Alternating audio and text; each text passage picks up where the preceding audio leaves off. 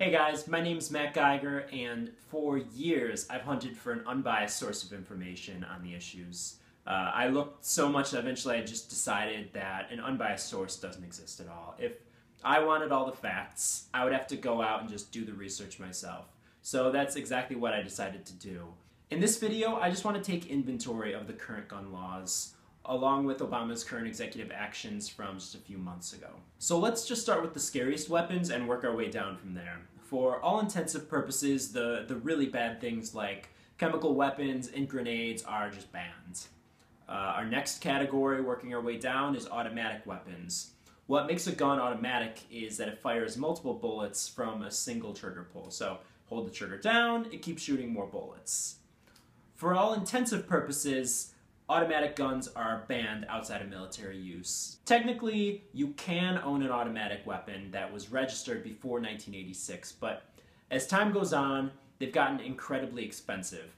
Add to that the cumbersome registration, transportation requirements, and even more cumbersome requirements or outright bans at the state level, and it's really tough to own. Moving on down, we're left with the weapons that are actually politically relevant. Semi-automatic weapons are guns that automatically prepare to fire again after a shot's fired, but unlike an automatic weapon, it physically requires another trigger pull, so one trigger pull per shot. Guns from the assault weapons we talk about in the news to handguns can be semi-automatic. And then just to round things out, the last category of guns that we haven't talked about yet requires some form of manually changing the spent cartridge and cocking the firing pin, like a bolt-action rifle. Now, it can be really confusing to meld the weapon categories I just went through, scary weapons, automatic, semi-automatic, and I'll just call it manual, with definitions used in political circles because they usually don't use those terms. Specifically, they like to use the term assault rifle.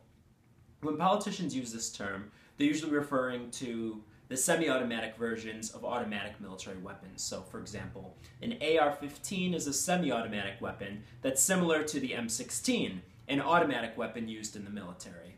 But keep in mind the military version's already banned from civilian use because it's automatic.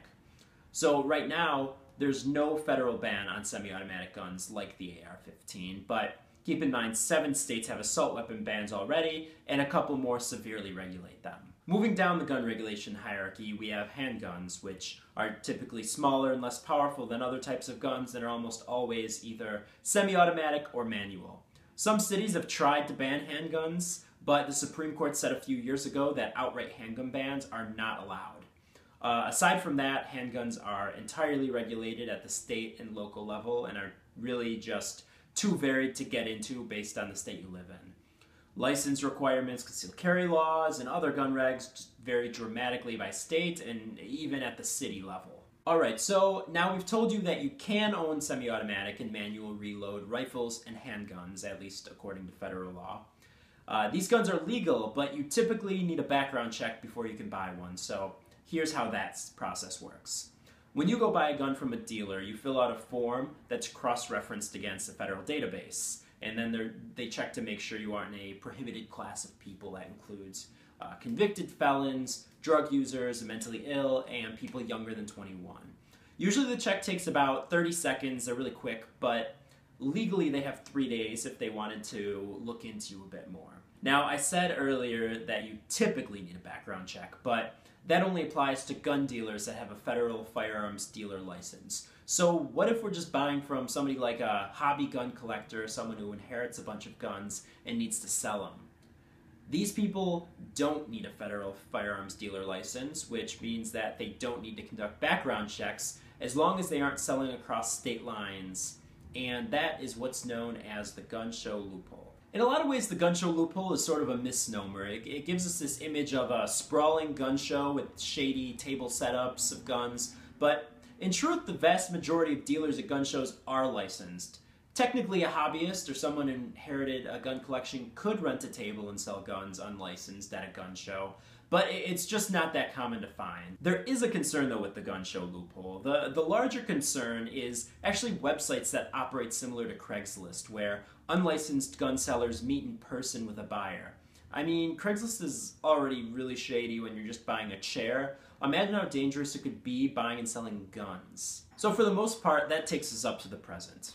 In more recent news, though, both sides of the political spectrum have either been applauding or condemning President Obama's executive actions around gun control. So let's talk about what exactly he did. The highlights are this. He's looking to hire 230 more examiners to conduct background checks. He's requesting funding for additional ATF agents to track illegal online firearm sales, and he's increasing mental health information flow between government agencies, and for that he's requesting more money also. In my opinion, both sides are really quick to claim victory or announce apocalypse, that neither has looked at what's actually in that executive order. For the most part, Obama is doing nothing.